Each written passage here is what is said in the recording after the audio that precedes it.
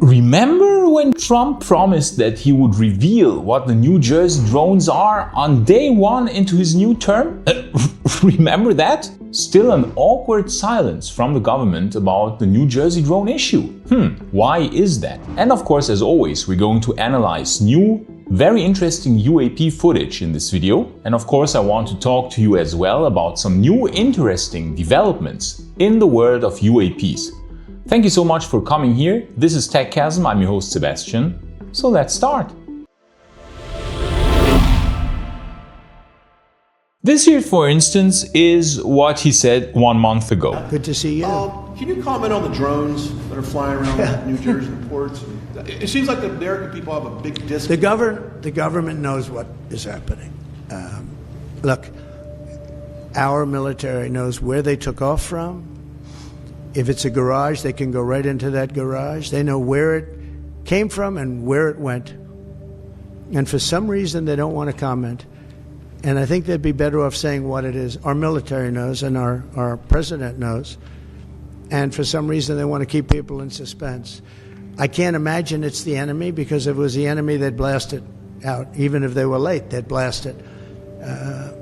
Something strange is going on. For some reason, they don't want to tell the people, and they should, because the people are really, I mean, they happen to be over Bedminster. Will you shoot them down? They're very close to Bedminster. I think maybe I won't spend the weekend in Bedminster. I've decided to cancel my trip. Have you received an?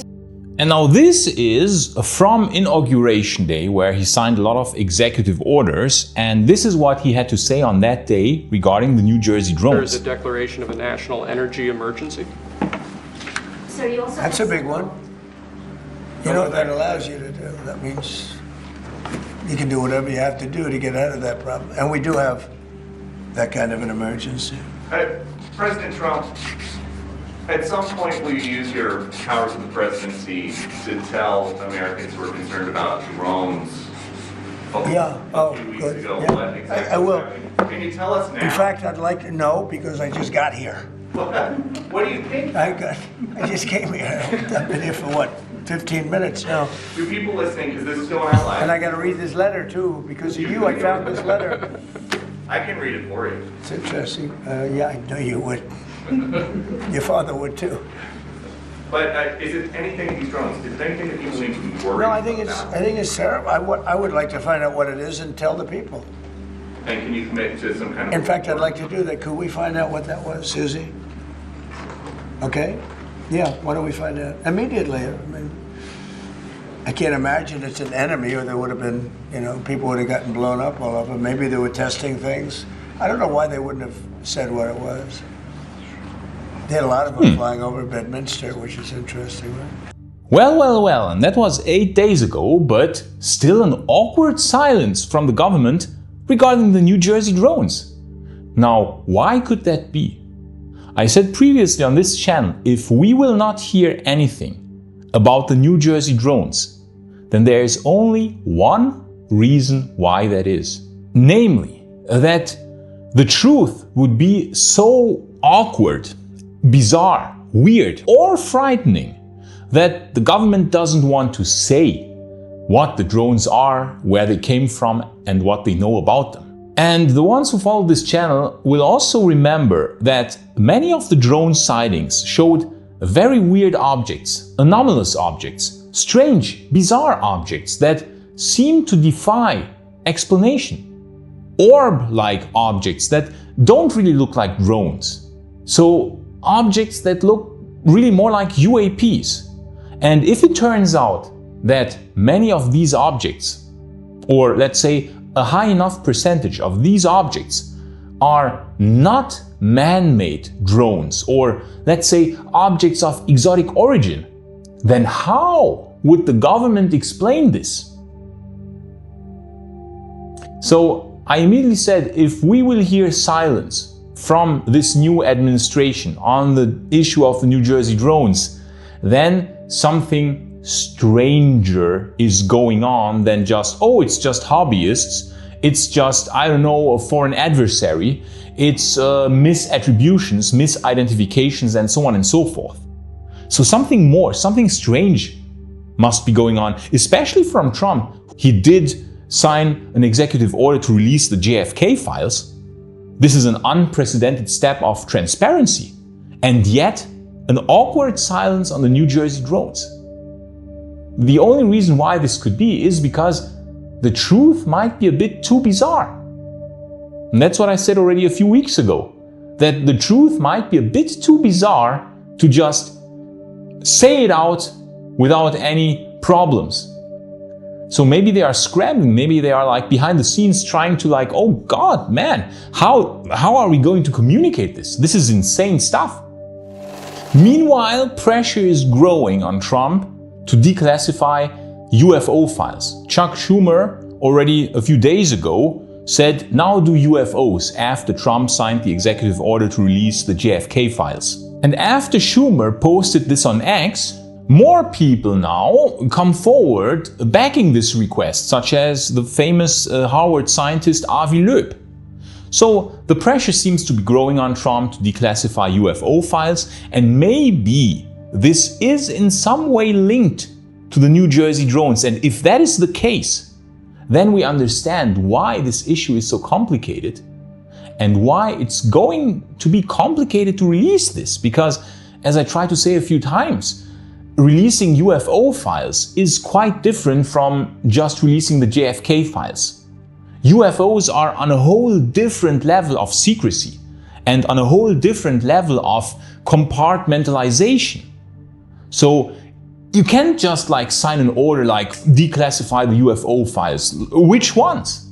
Which ones? There are hundreds. What are you going to declassify? How do you even start the process? How do you start to declassify 80 years almost of secrecy on this subject, of disinformation and so on and so forth? How do you even start? And I think that's where the problem currently lies. And so I think, okay, that's just my opinion, I might be wrong here, that the longer the silence goes on these issues, the more it will turn out that the issue is probably more complicated to release than we would have liked. And this just confirms that something strange is going on with those drones over US cities. Now, meanwhile, sightings of bizarre objects, drones, or other strange objects in the sky are continuing unabated. They are not going down. They are actually ramping up. Now, just a few days ago, we saw a very bizarre scene taking place over the skies of Milwaukee. And I talked about this in yesterday's video. We analyzed the footage. Let's just have a look again, because we got an update. There is a different angle of this recording. So this is the recording in question. We see super bizarre objects flying around, looking very bizarre, moving around at pretty high speeds in the skies here over Milwaukee. And now some people came forward and said like, this is just a flock of seagulls. This is a flock of seagulls, basically birds. And in yesterday's analysis I said birds are quite unlikely because the movement is just too bizarre, too fast, too erratic for birds. But now there is another angle to this recording, which in my opinion, proves that birds are a pretty hard explanation for this. Let's have a look, friends. Let's have a look here in this corner. You see that? Let's look again here.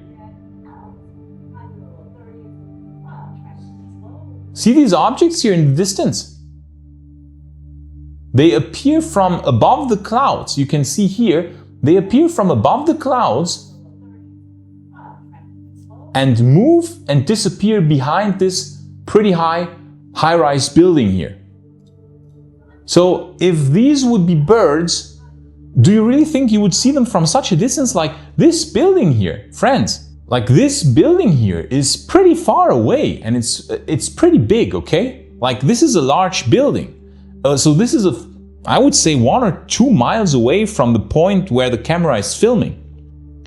So this means the objects in question must be like pretty luminous or large, and vanishing behind the building here makes me think like, okay, birds that you can see from miles away, that are so luminous and big that you can see them from miles away. Those are freaking big birds. Like, are seagulls suddenly like 5 meters, 10 meters big or what? Strange. Very strangely big birds, in my opinion. So this is quite mysterious already. This is quite strange. And explaining this away with birds is freaking hilarious. But this is what debunkers love the most. Explaining bizarre phenomena away with hilariously mundane stuff like, oh yeah, it was zigzagging around the sky and accelerating at insane speeds and like, must have been a bird. Yeah, sure. Birds can do such maneuvers, right? Everyone knows that birds can instantaneously accelerate and do all kinds of crazy maneuvers. So yeah, this new recording here, in my opinion, showing Milwaukee's nice downtown area, looks pretty beautiful, I have to say. Kind of proves that probably it's more than birds. Meanwhile, I saw 2 new interesting videos being posted on Reddit today about fascinating objects that had been filmed already back in 2017 and in 2018 respectively over Poland and Greece. And there's, wow, I mean, those are some very interesting sightings, friends. Let's have a look.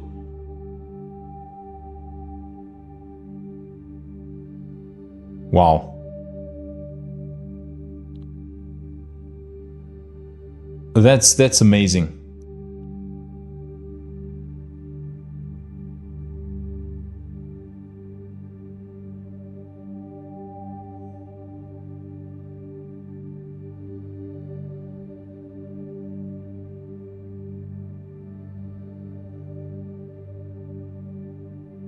Look at this. I mean, wow. They seem to be merging. They seem to be merging. And look at the surface of this object. It seems to be like liquid metal, like changing shapes. Wow. This is amazing. This is crazy footage. Yeah, look, the larger object captures the smaller one. And it has like a super bizarre surface. But especially this first one, this is so interesting because we can see the landscape here. We can see trees here, we can see the clouds, we can see the weather, and then it zooms in. I mean, this is quite incredible. You can see it here, the object, and zooms in, and you can just see this solid metallic sphere hovering in the sky. And we know these metallic spheres. They have been filmed quite a few times already, such as the famous Mosul object that had been filmed in Mosul, Iraq, and that had been declassified by the DoD just a few years ago. And where we have even a high-resolution picture. It's a solid metallic sphere in the sky. No openings, no propeller openings or, any kinds of openings that you would need for regular rotor-based type of propulsion. Nothing, just a solid metallic sphere. And this makes me believe, that these metallic spheres employ some sort of propulsion that I would say is exotic in origin, meaning anti-gravity type of propulsion. So this is very interesting footage here. Like, this is crazy good. Look at this. Solid metallic sphere hovering in the sky. And as I said, if this was just this one object here, you could say, oh, it's just a balloon. A balloon, mylar balloon appearing to look like a solid sphere. But we have seen these things captured in the past flying around at a high speed. Over 100 kilometers per hour. Those balloons are normally not able to do that kind of stuff. So, very interesting footage here, friends. And this second object here is just crazy. I mean, changing shapes, capturing the smaller orb here, capturing this smaller sphere, merging with it. This makes me believe that these orbs. Look at this. Look how it's rotating. Wow. This makes me believe that these are the orbs we see at night, those luminous orbs, but during daytime, they look like metallic spheres. Because during daytime, their propulsion system, the light from their propulsion system is not bright enough, but during night, it is very much visible. Amazing, amazing footage. Meanwhile, there's a new interview with Jacob Barber, the whistleblower who just recently came forward with this quite fascinating egg-shaped UAP crash retrieval footage. And he was asked an interesting question. Let's listen what he answered. Do you believe that a higher form of non-human intelligence has been visiting this planet? Well, yes, I do. And when you make that claim, Jake, how confident are you that claim is true? I'm 100% confident that that claim is true. Oh my goodness. Oh boy. Wow. Yeah, right? Yeah. I love it. I love it. It's amazing. I think he's an amazing person. And for me, he's a credible whistleblower, very similar to David Grush. And so I'm very curious what will happen in the next 6 to 12 months with his Skywatcher project that basically aims to make disclosure happen by using the same tricks and methods that the government has been using for decades now. And basically to retrieve one of those UAPs and to show it to the whole world, you know, to make it happen and to show the world, look, here is a UAP, we have recovered it. We have high resolution imagery, videos, whatever. You can even touch it. You can come here and visit us and you can touch it and whatever. And I don't know, do some scientific research with it. So that is the path forward that we need to go, because you saw yourselves that very often you don't get the answers from the government. The government will not tell you the answers, unfortunately. Because the UFO topic is just too insane.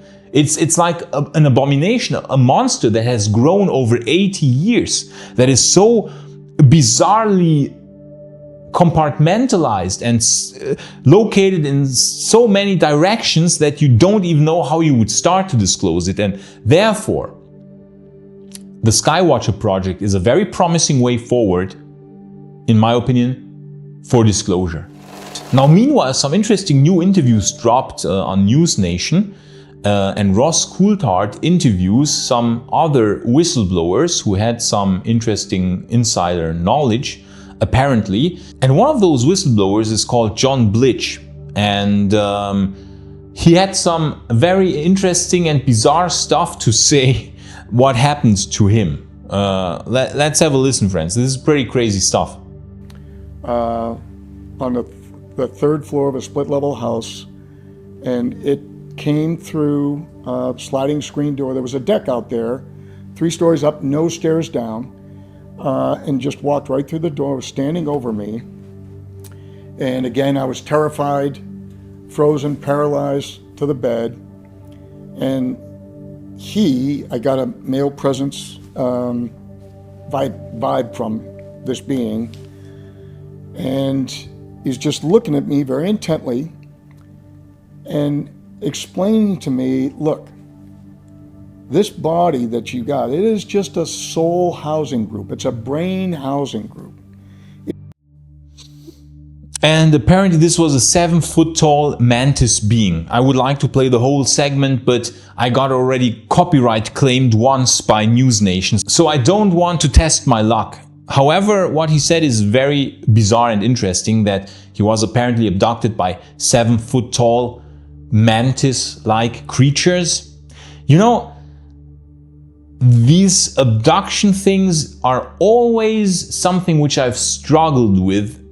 I'm honest with you, struggled with when I started to investigate UAPs. This is a phenomenon where I'm like, is this really true or not? Like, where's, Is everything we read and hear about UAPs true? Is every single thing that we hear, like, oh, we are visited by 60 races and 25 of them are from another dimension and 20 of them are from other planets, star systems, and those are malevolent, those are benevolent, and I don't know, new revelations with the psychics, psychic connections, crash retrievals. The US has like 12 downed UAPs in hangars, 20 bodies, like, oh, and the abductions, by the way, are also real and happening for decades, and the Greys are abducting us and conducting genetic experiments, and they collect our DNA to I don't know, create a hybrid species,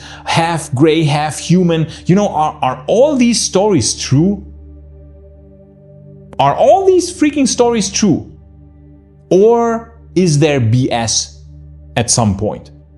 And if yes, the question is, where does the BS start? Oh, and I forgot to mention the reverse engineered craft that are now also flying around and which actually belong to some splinter group of the US who has managed to reverse engineer those craft and now have built their own UFOs to make everything even more insane.